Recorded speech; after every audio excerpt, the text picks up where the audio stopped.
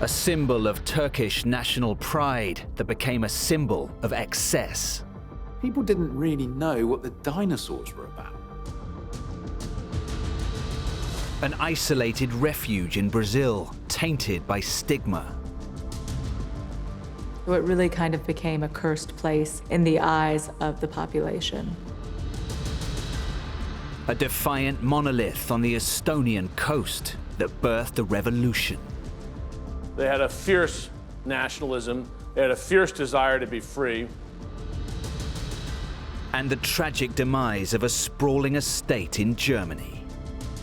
This kind of behavior was a terrible scandal. Decaying relics. Ruins of lost worlds. Sites haunted by the past. Their secrets waiting to be revealed.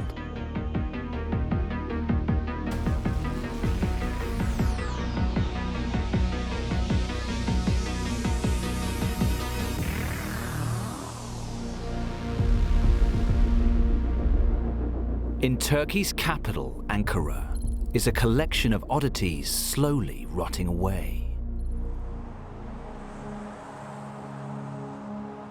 We're in an inner city neighborhood, and all of a sudden it's these spooky piles of toys everywhere, stretching on as far as the eye can see. You see what appears to be bits of dead dinosaurs rotting in the sun. There's a cable car tower, but where are the cables?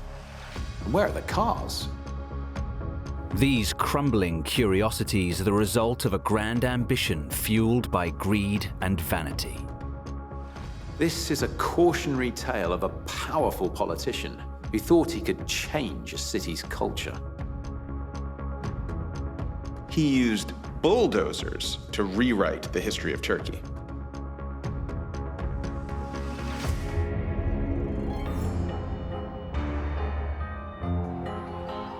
Ya şöyle ikiye bölebilirim. Bir Ankaralı olarak, bir de gazeteci olarak. Yani konunun uzmanı değilim elbette. Yani bu tema parklar nasıl işletilir?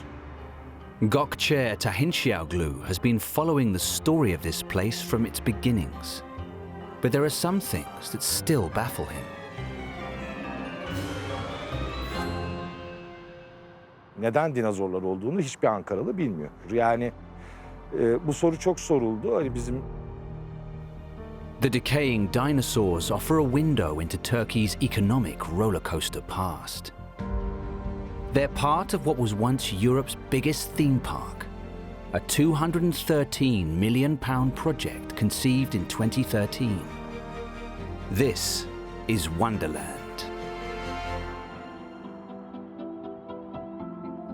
Turkey was going through a huge building boom as the economy took off in the early 2000s. They were spending over $100 billion on new airports, roads, tunnels, bridges, and railways. Wonderland was the brainchild of Ankara's mayor, Melik Gökçek, who had overseen many controversial developments in the capital. He'd already demolished much of Ankara's finest old architecture to make way for concrete and empty shopping malls. şöyle tabii ki bir seçim şampiyonu. Yani Ankara ve İstanbul Büyükşehir Belediye Başkanlıkları Türkiye'de bakanlıklardan önemlidir. Çok yüksek bütçeli harcamalar yapma yetkiniz vardır, işe alım yetkiniz vardır, yatırım ihale yetkiniz vardır. Bakanlıklarda bu kadar kaynak bulamazsınız. Belediyelerdedir bu kaynak, merkezi iktidar dışında. The city mayor decided that this would be one of the biggest amusement parks in the world, right in the center of Ankara. So this place occupied 14 million square feet. It had over 2,000 attractions. It was going to bring in 5 million visitors a year. This didn't just have one roller coaster. It had 17. There is only one other park in the entire world that has more than this. From the outset, Wonderland was entangled in controversy, much like some of Gökçek's previous projects.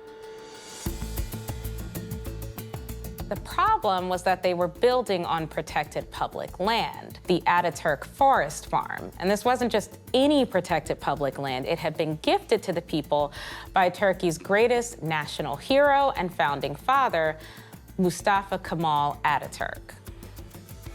Ataturk's memory is almost sacred today, as he created the first truly secular Turkish nation from the ashes of the Ottoman Empire dismantled at the end of the First World War. Ataturk was really the first leader to try to transform Turkey into what we would understand in the West as being a modern nation. It seemed that Gökçek had no desire to preserve Ataturk's legacy. Just imagine they were building this on Central Park, whilst knocking down the Lincoln Memorial at the same time. Many Turks felt this was an encroachment on public space and an insult to their national heritage. Ataturk's forest farm used to boast over 20 acres of green space and trees. You can still see some greenery, but most of what's visible has been built on or built over. Bir sabah uyandık, şehrin bir yerinde devasa robotlar, bir sabah uyandık devasa dinozorlar. As construction dragged on, the mayor came under increased scrutiny. Costs were mounting, and people began to ask questions of Gökçek himself. There were accusations of corrupt deals, of cozy contracts, allegations that he was engaging in electoral fraud. In the 2014 mayoral elections, after 20 years already in post, Gökçek won a fifth term by the slenderest of margins, but he couldn't account for the serious voting anomalies. As his popularity plummeted, discontent was also growing against his party, led by President Erdogan. Turkey's economic boom did not last, and with the crash came an attempted coup in 2016 against Erdogan. Looking for a scapegoat to blame for Turkey's problems, Erdogan turned to the mayors of its largest cities. And for Gökçek, already mired in controversy, the game was up. After 24 years in office, the flamboyant figure was forced into resignation. The next mayor would inherit a half-built theme park and an eye-watering bill that was now over £650 million. Over budget and behind schedule, the pressure was on to open its doors. People said the park just wasn't ready. In May 2017, 4 years after construction began, Wonderland welcomed in the Turkish press for a sneak preview of what it had to offer. Gökçek, although no longer mayor of the city, was still closely involved in the project. But everything didn't go quite as planned. Bu roller coaster aslında parkın en meşhur oyuncağı. Çünkü park açılmadan bir süre önce Melih Gökçek büyükelçileri, iş insanlarını, Ankara'nın tanınmış simalarını buraya davet etti. Ve sürekli bu roller coaster'la bir görüntü verildi. İşte bu görüntü vermelerin birinde de o söz konusu sıkışma yaşandı. Ve daha sonra anlaşıldı ki sistem zaman zaman bunu yapıyor. Oyuncaktaki teknik bir arızadan bu kaynaklanıyor. In front of all the press cameras and with Gökçek on it, the roller coaster got stuck. They filmed Gökçek having to walk down the emergency escape route. It was a complete disaster. On the 20th of March 2019, Turkey's answer to Disneyland officially opened to the public. At the launch ceremony, President Erdogan, standing next to a model dinosaur, proclaimed the park the nation's symbol of pride. Without a doubt, the star attraction was the Lightspeed roller coaster, 3,000 feet long, up to 100 feet high, and with 10 inversions. But only 2 days after the inauguration, another roller coaster broke down. It set the tone for what was to come. After all the excitement, the park's reviews were disappointing. The themes didn't really make any sense. People didn't really know what the dinosaurs were about. The timing of the opening was also suspicious. Only a few weeks before the mayoral elections. If they had hoped that opening the park weeks before the election was going to seal the deal, they were wrong. It's not how it worked out, and the party of Gökçek was thrown out of power. Gökçek's vanity project would soon suffer the same fate. Less than a year after it opened, the park was forced to permanently close its doors. Wonderland ultimately failed because it was way too big. Ankara could never provide the visitor numbers to make it work.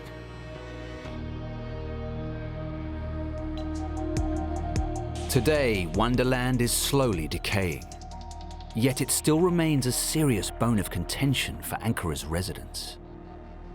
Wonderland was seen as a huge political project that the public paid for. And in the end, that's not even really what angered people. You know, it was the fact that Gökçek had done significant damage to the culture of modern Turkey and to the legacy of its founding father. The park was themed to tell the story of Turkey in 7 distinct stages. From dinosaurs and cavemen to the modern day, but with no space given to Turkey's period as a modern republic. This was the wrong dream at the wrong place in the wrong time, and the results were a nightmare.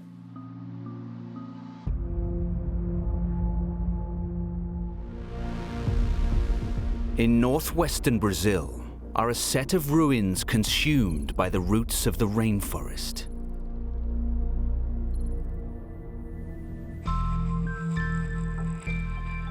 We're in the heart of the Amazon, on the banks of the Rio Negro, not far from Manaus, the major city in the central Amazon in Brazil. It's a historic site. Until recently, this would have been accessible only by a boat trip up the Amazon. In the decay are signs of fading luxury. The main premises are imposing and grandiose, like a mansion or even a colonial building. And then you start to see other things like a chapel, but it's been completely overtaken by this lush jungle foliage. None of the buildings have roofs anymore, and the walls are completely exposed to the elements. It looks like this place once housed a community, but what happened to them? Where did they go? What was once the lifeblood of this community would end up destroying it. Though built with high hopes, this place descended into mistrust and violence.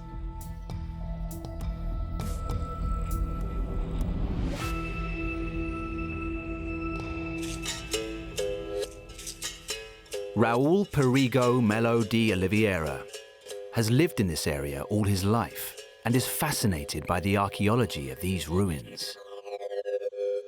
Eu penso assim, só de estar aqui, eu acho que para muitos é um privilégio, né, de estar na Amazônia, mas me dá um sentimento um pouco de tristeza também, saber que a gente tem uma estrutura dessa que poderia estar sendo muito melhor utilizada, né?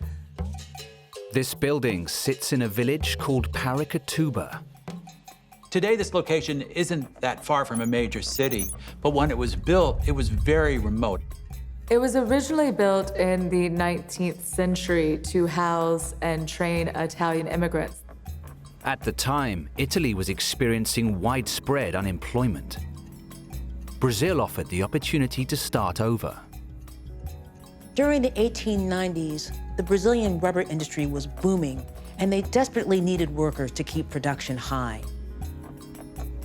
All around the world, there was an enormous demand for rubber, but it had to come from rubber trees that were native to the Amazon and didn't grow in too many other places. The trees were found in abundance in Paracatuba, so a hostel was needed to accommodate the Italian workers. Assim, olha, a logística de construção aqui dessa obra, se a gente for parar para pensar, em 1898, 1900, todo material importado. Então, os tijolos vieram da França, vieram tijolos de Portugal, de Lisboa, veio material, as lajotas hidráulicas também são importadas, vieram de Portugal. Isso tudo transportado da Europa para cá em navios a vapor. So the main building was really quite beautiful. It had these lovely colonial windows, beautiful wood floors, and traditional Chinese porcelain imported all the way from Europe. But as the hostel neared completion, the rubber industry fell into a sudden and terminal decline. The building, no longer needed to house workers, would be given a new purpose, one that offered hope to those on the margins of society. Logo após o abandono, né, e o governo retomar aqui e concluir a obra aqui, tornou-se o Liceu de Artes e Ofícios do Amazonas. Então ele tinha um foco em trabalhar principalmente a questão de utilização da madeira. It was said that this was another attempt to repopulate the area, but this time with orphaned and abandoned children from other regions of Brazil. They brought in teenagers with the hope that they would learn vocational skills when otherwise they might have been out on the street, engaged in gangs, or even worse. They were taught carpentry and other crafts, using wood from the surrounding forest. The institution was managed by priests from France, and it was named after Afonso Pena, who was president of Brazil at the time. But the extreme dangers of the jungle would soon threaten this new enterprise. Então, na época, o que acontece? As pessoas não queriam, já havia o estigma que existe até hoje. Caramba, estamos na Amazônia, vai ter onça, jacaré, sucuri, então, malária. O povo não queria vir para cá, sair de Rio, São Paulo, para vir para o interior da Amazônia no navio a vapor. Então, a escola acabou não perdurando, durou apenas 4 anos, e novamente aqui foi desativado. The problem with this location is that it was just too hard to get to and too difficult to return from. So they decided to turn this weakness into their advantage. Paracatuba became a refuge for a group of people feared by society. Leprosy, or Hansen's disease, at the time was seen as one of the worst diseases you could get. Because of a complete misunderstanding about the spread of disease, people were ostracized and imprisoned against their will. They wanted them out of sight and out of mind. Leprosy was first identified in this region in 1854. As cases increased in the 1900s, efforts were made to bring the spread under control. Around 1915, doctors in central Brazil started making demands for a modern facility to treat and house people with leprosy.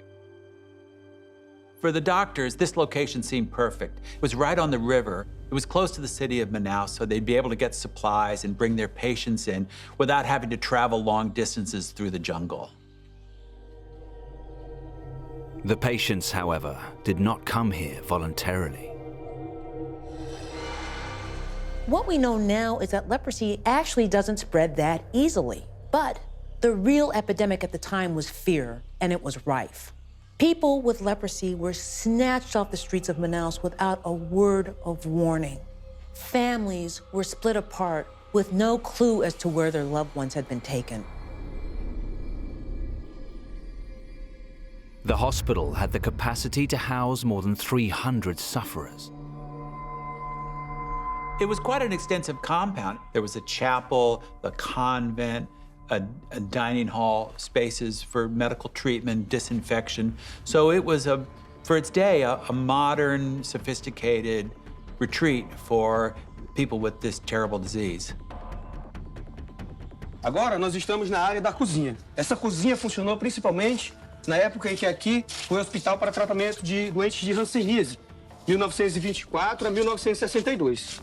A hanseníase, ela exigia o isolamento das pessoas entre doentes e sadios. Então, a comida era feita do lado de lá, pelos funcionários, era passada por aqui, depois ela era encaminhada até o refeitório, que é esse grande salão à nossa frente. There was also segregation between patients.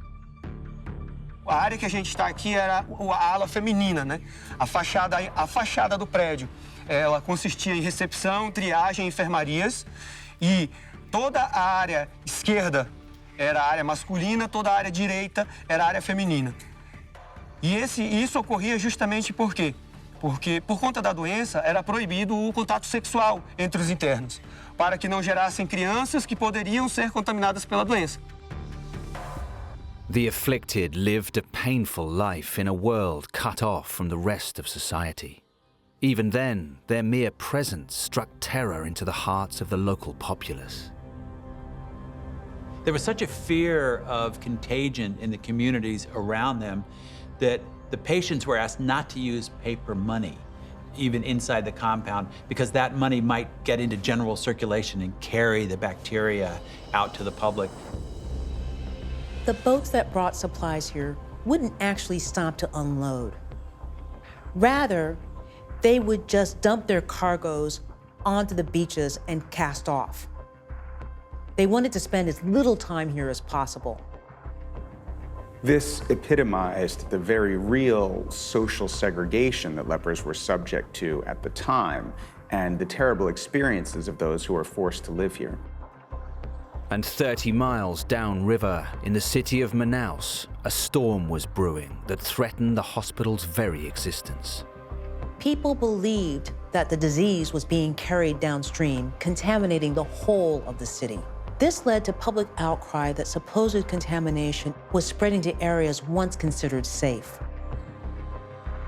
The level of fear was so extreme that eventually all the patients were moved to another hospital. By the 1960s, Paracatuba was completely deserted. The reason Paracatuba has been untouched since the hospital was closed is because of the horrible stigma attached to leprosy. So it really kind of became a cursed place in the eyes of the population.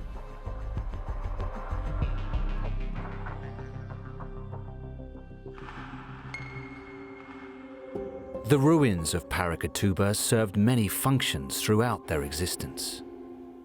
Even today, people are still drawn to the remote location.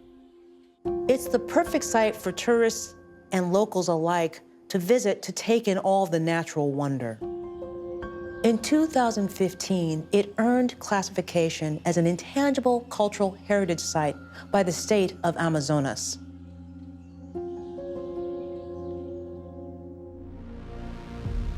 In Estonia's capital, Tallinn, a peculiar building stands out on the shores of the Baltic Sea. As you approach the water's edge, there's this structure that's very striking. It looks almost like a sawed-off Aztec pyramid. It seems strange and out of place with this modern, thriving city. In a prime location on Tallinn's harbour, this concrete behemoth sits empty, save for the occasional Hollywood production. It's pristine, preserved at the moment of its abandonment. This place is tied to both Estonia's Soviet past and its fight for independence. They had a fierce hatred of Russian overlordship. They had a fierce desire to be free. So the singing revolutions was the Estonian answer.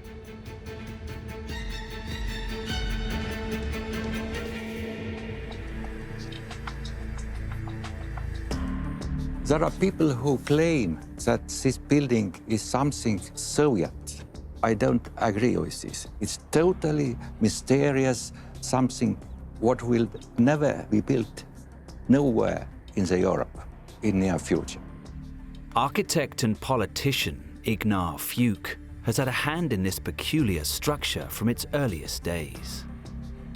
Influence is pyramids and ziggurats all around the world with these crazy staircases and architectonics, which is simple and unfriendly.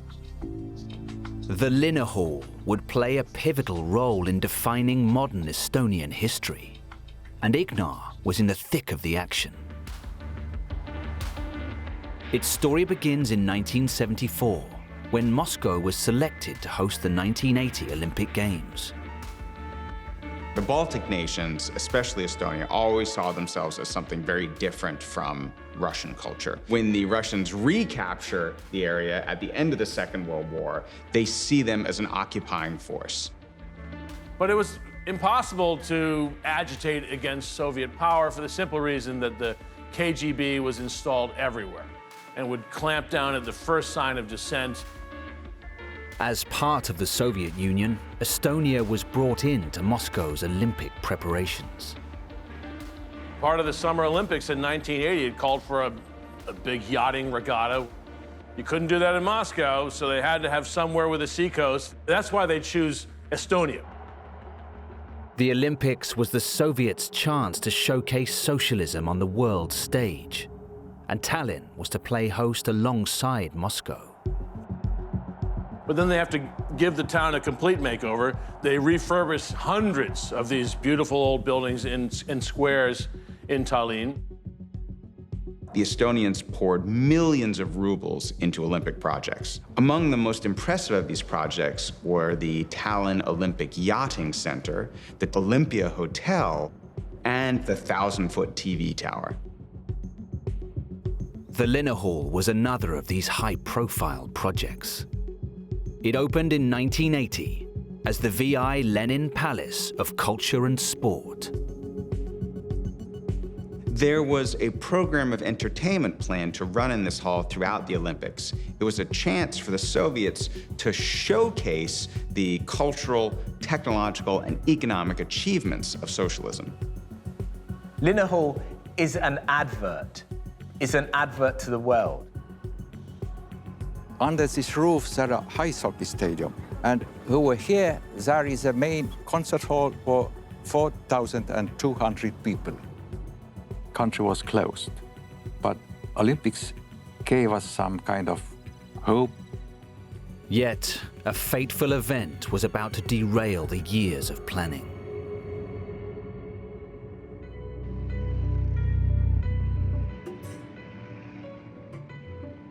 Much to the shock of the world, in 1979, the Soviet Union invaded Afghanistan with a massive force.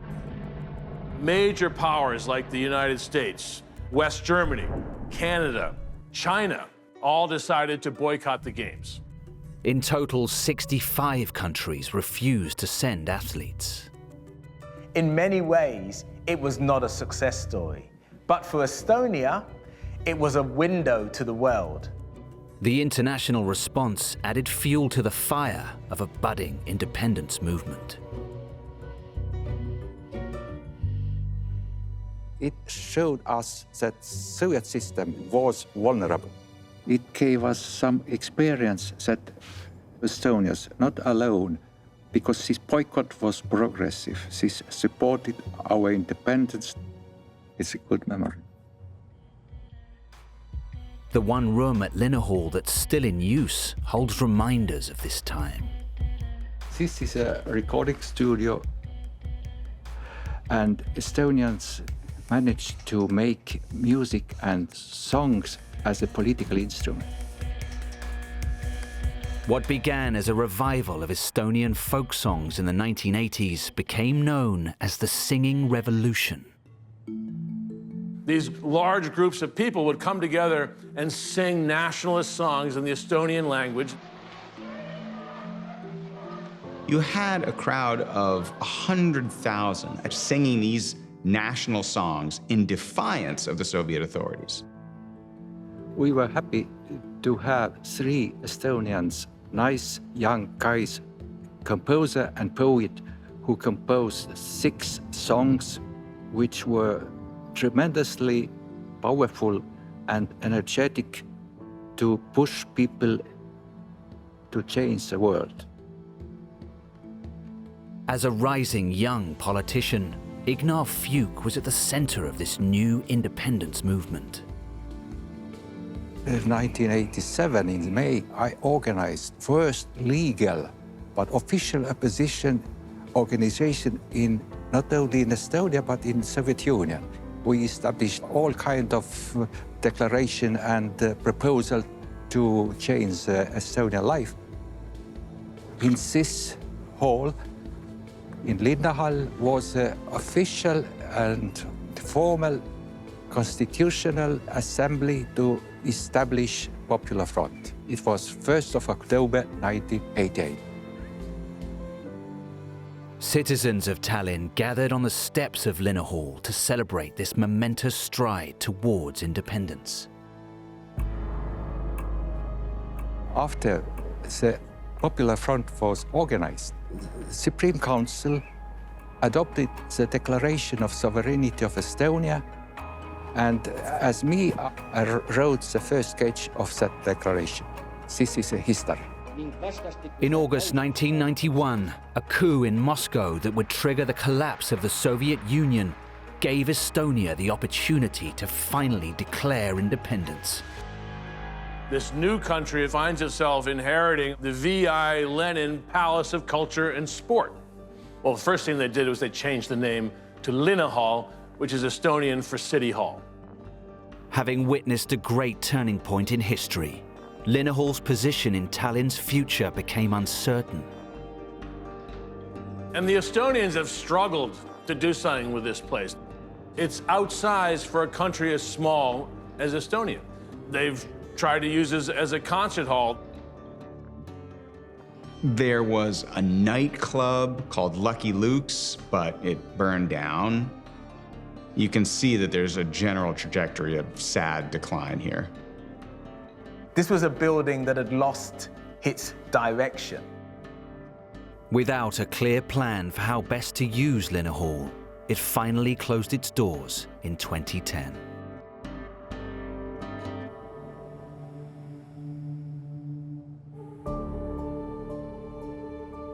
If I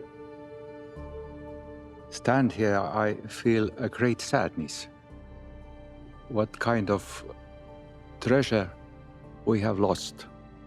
Recently, its most prominent use was as a filming location for Christopher Nolan's film Tenet. There's a scene that is supposedly playing out in the Opera House in Kyiv, Ukraine, but it's actually filmed in the 4,200-seat auditorium deep inside the Linnahall in Tallinn. You can't ignore the fact that this is a cultural icon, and it's entangled in the history of Estonia, in Estonia's fraught relationship with the Soviet Union, and in the story of Estonia's independence.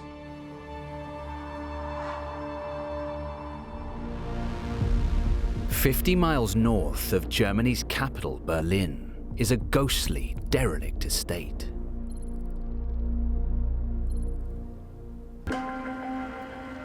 We're in this gentle landscape of farmlands, forests, and lakes.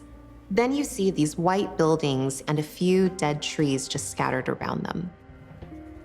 The plaster is peeling. They're in pretty rough shape, but they look like they were quite grand in the day.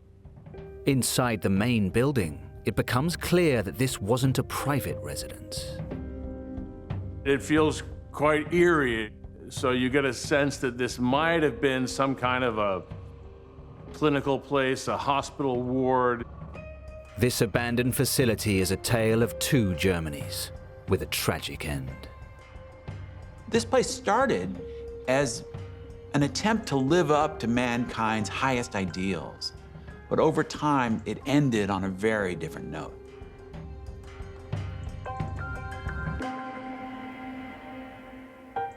Crystal Lau owns this site today. She spent years investigating the events that took place here during the 20th century. Das ist die Domlüge. Der Komplex wurde errichtet 1902, ganz modern für die damalige Zeit. These haunting-looking buildings started life as a psychiatric hospital with pioneering practices. So this Domjuk Asylum, as it was known, and it reflected a sea change in how mental illness was treated. At first, the belief was that people needed to be locked away with criminals, and eventually there was a realization that these people needed care for the symptoms that they had. And even today, everyone remembers the names of Sigmund Freud and Carl Jung. The idea that psychiatric problems were a form of illness, that it was treatable. One devotee of this changing view of psychotherapy was Dr. Carl Serger. Dr. Serger was able to get funding to construct this new type of asylum, someplace pleasant in the countryside, open and airy, a place where the patients would receive medical treatment, but also be able to live in an environment that was conducive to getting better. Weil er war begeistert davon. In diesem Gebäude für 64 Patientinnen errichtet. Dr. Serger rejected the traditional methods for dealing with violent patients.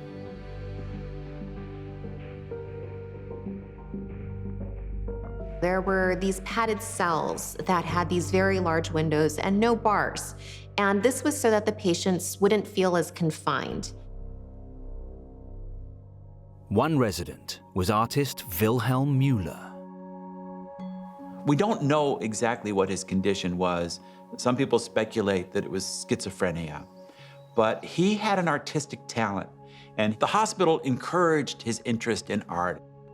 And he would stand in his room and paint the view out of his window. Now, it might seem like painting the same view over and over is something that a mentally ill person might do, but you know, if you look at some of the great artists, Monet painted the same scenes multiple times in slightly different ways. And so Wilhelm Müller, he painted like 110 paintings during his time there. And he gives us a real window into Domjuk and its workings during its heyday. The idyllic life wouldn't last long. A shocking scandal involving Dr. Serger would mark the beginning of Domjuk's downfall. By all accounts, Dr. Serger was a humane and accomplished administrator of this mental hospital. But his private life was problematic. And like all pioneers, he aroused jealousy in his colleagues. And one of them accused Serger of having an affair with the head nurse in the facility. Serger was a married man, and when the news reached the Medical Association, it led to a tragic turn of events. This kind of behavior was a terrible scandal, and Dr. Serger ultimately took his own life. Like a Shakespearean tragedy and a double blow for the facility, the head nurse is also said to have committed suicide. So this is quite awful because, you know, we see the people that were really kind of helping this place along and developing it removed from the scene. Dr. Serger was laid to rest in Domjuk's very own cemetery. But his legacy of humane treatment didn't last. In the 1930s, Germany embarked on a path that would have tragic consequences for the patients here. When the Nazis came to power, they brought with them a whole set of ideas about eugenics, about improving the human race, or at least the German race. So the Nazis are just obsessed with manipulating the gene pool to create a master race. So part of creating the master race is flushing out at any groups in the population that threaten the image of strength. In July 1933, a new law was declared across Nazi Germany, the sterilization law. One of their first campaigns was to eradicate hereditary diseases or mental illness or other things they thought might pass on from parent to child. About 400,000 Germans were probably sterilized during this time. That's about 1% of the childbearing population. So, of course, this campaign started in the mental hospitals. Many of the patients at Domjuk and other institutions were sterilized against their will. Eugenics had become an established global movement, with support in countries including the US, Canada, and Great Britain. But the Nazis would take it to the next level. In 1939, Hitler signed a decree authorizing his chief physician to start a program to euthanize those people that were considered unfit to live in German society. Specifically, they will kill everyone afflicted with mental illness. Domjuch did not escape Hitler's euthanasia program. Der 11. Juli 1941 ist der schwärzeste Tag für diese Domjuch. An diesem Tag wurden hier an dieser Stelle in vorgefahrene graue Busse der GKAT 100 Patienten. 100 Patienten verfrachtet, muss man sagen. Denn viele von ihnen sind sicherlich nicht freiwillig eingestiegen. Patients were taken to one of the 6 euthanasia facilities that had been established by the program. Not every German was willing to overlook the horror that was unfolding. The people could see what was going on. They knew what was happening. And so after a series of protests, Hitler did end the program in August of 1941. The Germans learned a lot from the program, and Hitler realized that it was harder to convince the public that healthy people ought to be put to death against their will. In the future, he would run his extermination programs with a great deal more secrecy.